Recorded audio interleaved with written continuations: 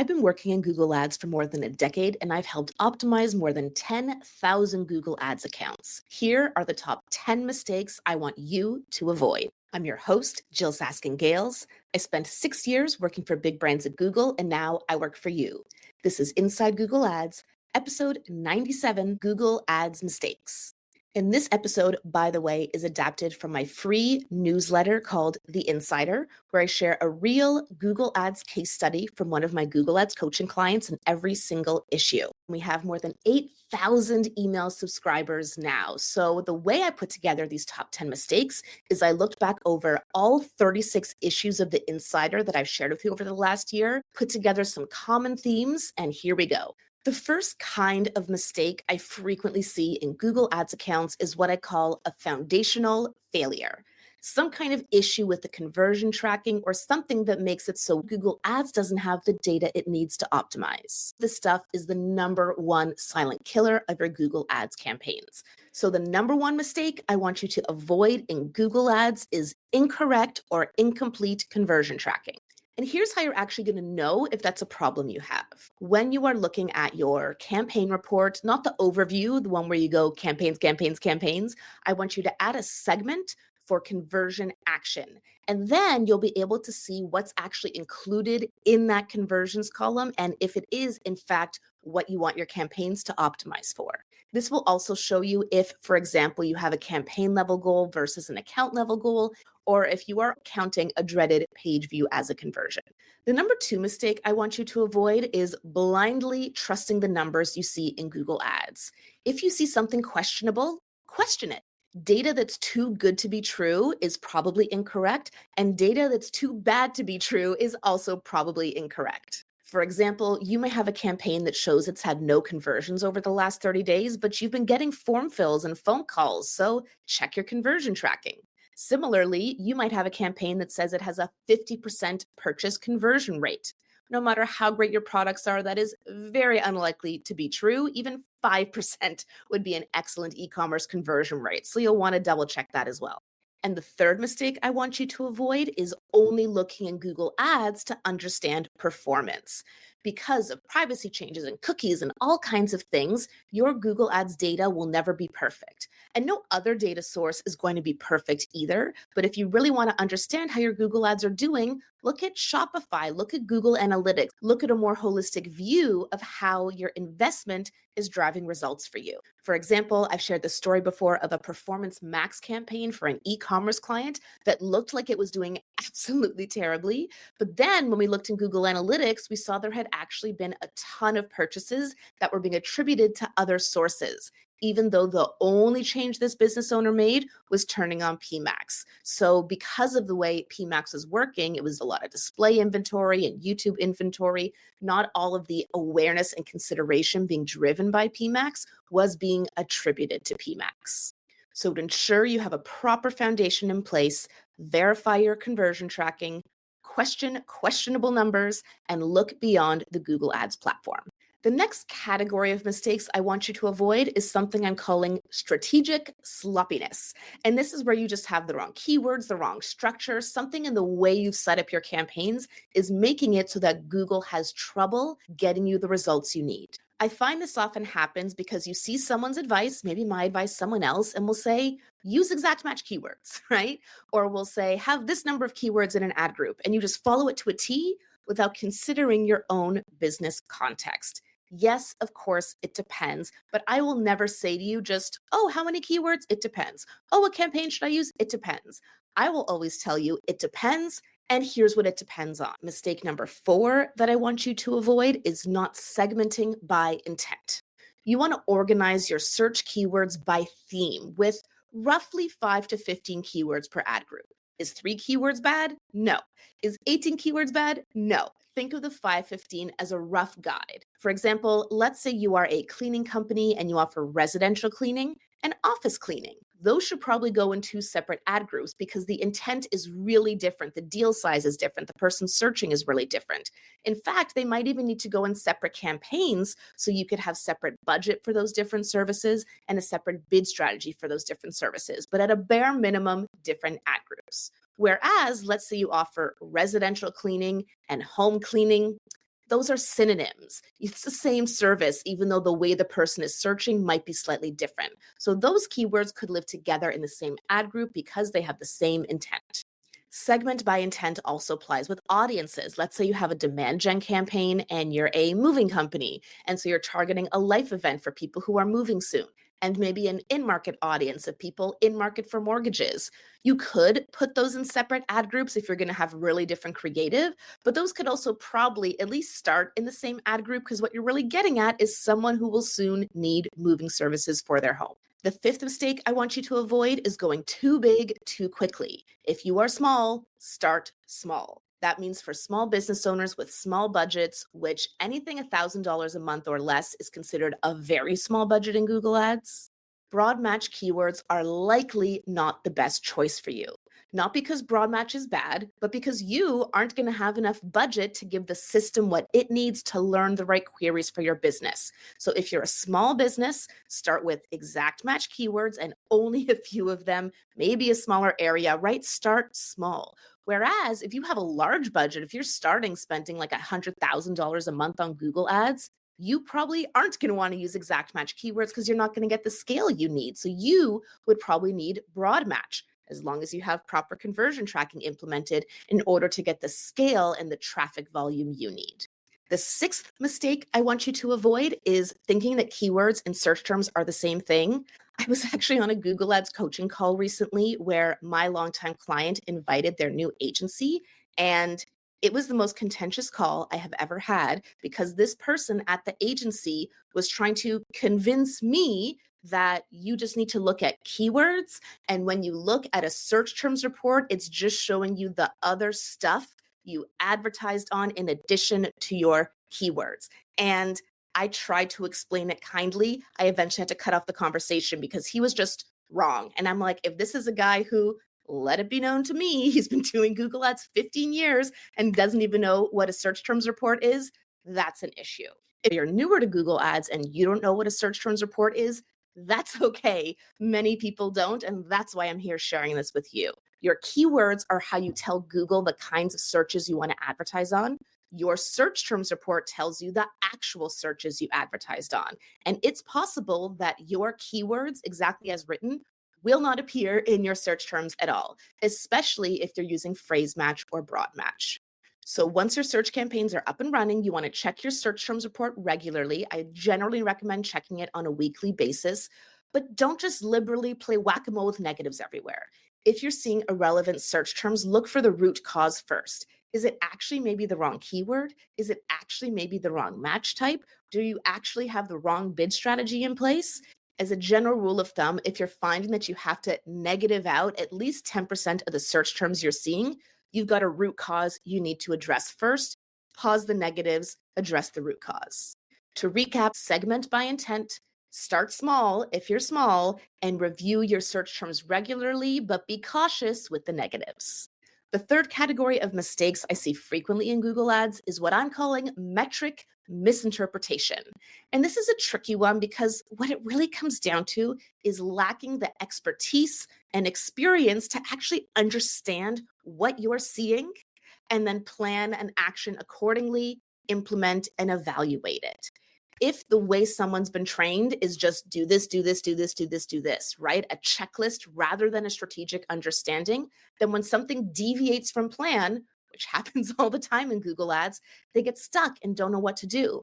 And I see this a lot with business owners as well, managing their own Google Ads. Something doesn't go according to plan. So they start making a million changes to try to fix it when that actually makes things worse and not better. So always, always, always look to diagnose the underlying problem, the root cause, and address that before moving on. In fact, that's why I created my newsletter, The Insider, because I noticed this gap with so many Google Ads practitioners that I was meeting with in my Google Ads coaching practice, who it's not that they didn't understand the fundamentals, that's not fair to say, but maybe they just didn't have enough hands-on keyboard experience to develop those strategic problem-solving skills. And so as a result, they weren't able to strategically problem solve. So by sharing all these cases and real-life examples with you, I want to help you Build those skills so that the next time you come across an unexplainable problem, you can really reason your way through it, stay calm, find the root cause, and solve it. Here are a few specific things you can do to avoid mistakes around metric misinterpretation. Mistake 7 in this episode is not clearing the basics first. What do I mean by that?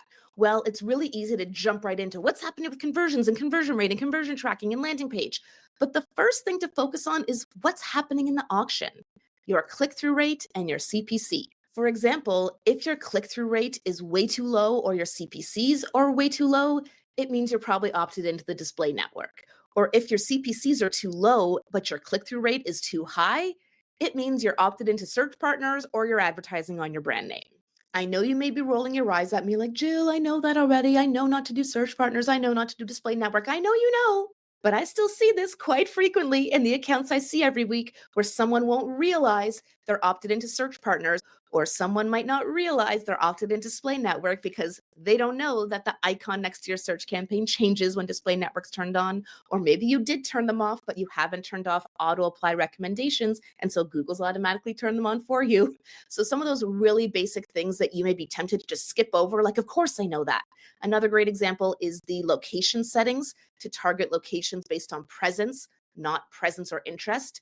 I know you know that, but I still see this all the time with experienced practitioners. I've made this mistake too, where we're just go, go, go, go, go, and we forget, or we take over a campaign that someone else is managing and we just don't think to check it. So clear the basics first before going into potentially more complex solutions to complex problems. Mistake number 8 I want you to avoid is jumping straight into problem solving without structuring your reasoning. For example, let's say you've seen a major shift in CPA or in ROAS. Don't freak out, build a hypothesis, investigate it, then test it. Well, let's say the CPA in your campaign suddenly skyrockets.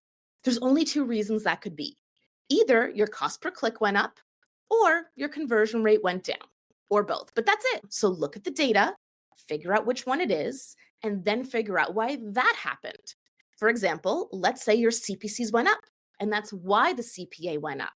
Okay, we don't need to touch the website. It's not a conversion rate issue. Let's focus on CPC. Why did CPCs go up? Change history can help you narrow this down, but really, now there's just 6 things to investigate. Bidding changes, quality score changes, competition changes, query demand changes, different search term matching, or ad text changes. So if you know, for example, that you haven't changed your bid strategy and you haven't changed your ads, then all you need to do is look into competition, demand, and your search terms report. And boom, you can solve your CPA issue. Structure your reasoning so that you can save time and find the root cause of issues. Mistake number 9 I want you to avoid is thinking that quality score doesn't matter.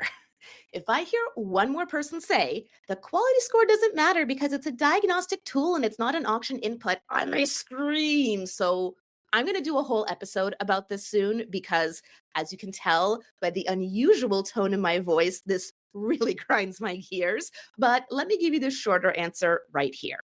The quality score metrics that you see in your keyword report are diagnostic tools. So that quality score number from 1 to 10 is not an actual input. However, your actual ad quality, which Google does calculate but does not tell you, is a key auction input and does determine your ad rank. And I'm going to quote Google directly here. I'll put this link in the episode description as well. Our assessment of the quality of your ad is summarized in your quality score, which you can monitor in your Google Ads account. Higher ad quality generally leads to better performance, including better ad positions and lower cost. And here's the part that so many people get wrong, not because they're dumb or stupid, by the way, like it's really confusing, okay? But this is the part that people get wrong, because then Google goes on to say this. Quality score is a diagnostic tool that can help you identify ads with a lower user experience than average. This tool gives further insights on whether you should focus on improving your ad relevance, click-through rate, or landing page experience.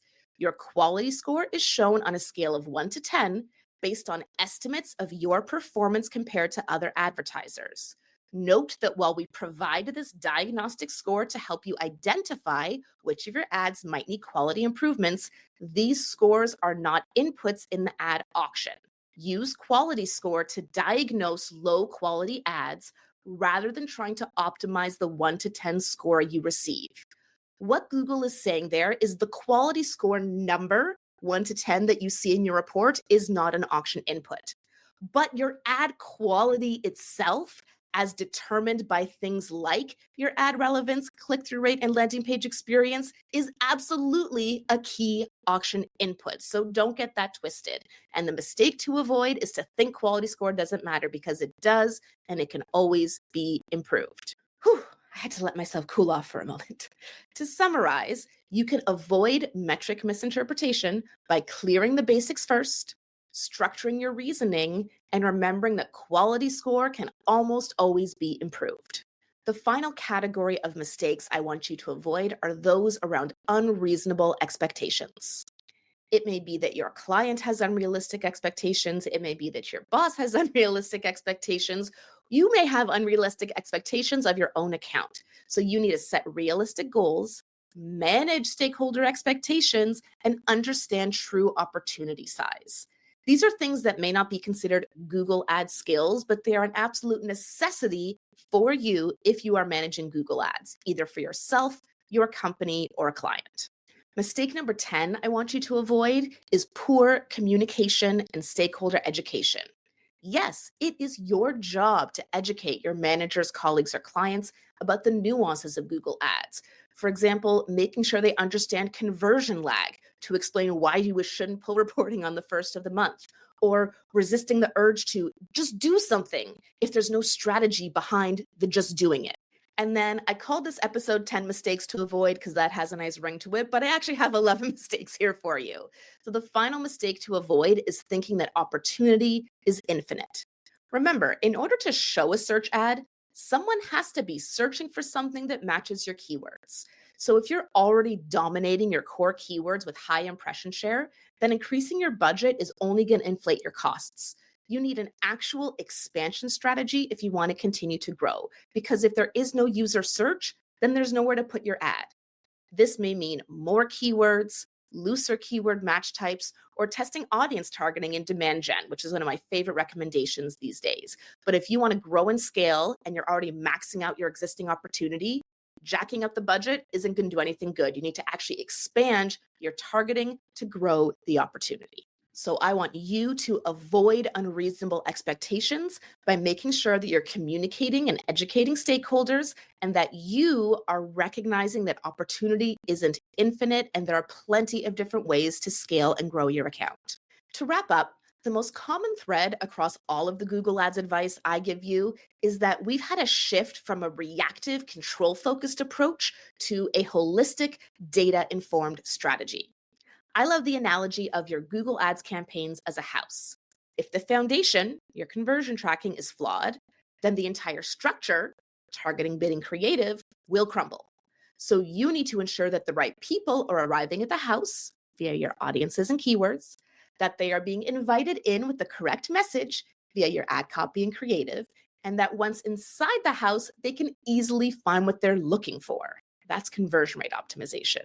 While the tactics and whistles and doodads and tools keep changing in Google Ads constantly, the fundamentals of how Google Ads works have not changed. Focus on strategy first, tactics second, and you'll be able to drive sustainable, scalable Google Ads results for your business, your company's business, or your client's business. If you think you might need some renovations on your Google Ads house, you can book a Google Ads coaching call with me at jyll.ca, that's JYLL.ca, or follow the link in the episode description. And if you'd like to receive those real-life Google Ads case studies in your inbox every other Tuesday, you can subscribe to The Insider at learn.jyll.ca, that's JYLL.ca, or follow the link for The Insider in the episode description. I'm Jyll Saskin Gales, and I'll see you next time inside Google Ads.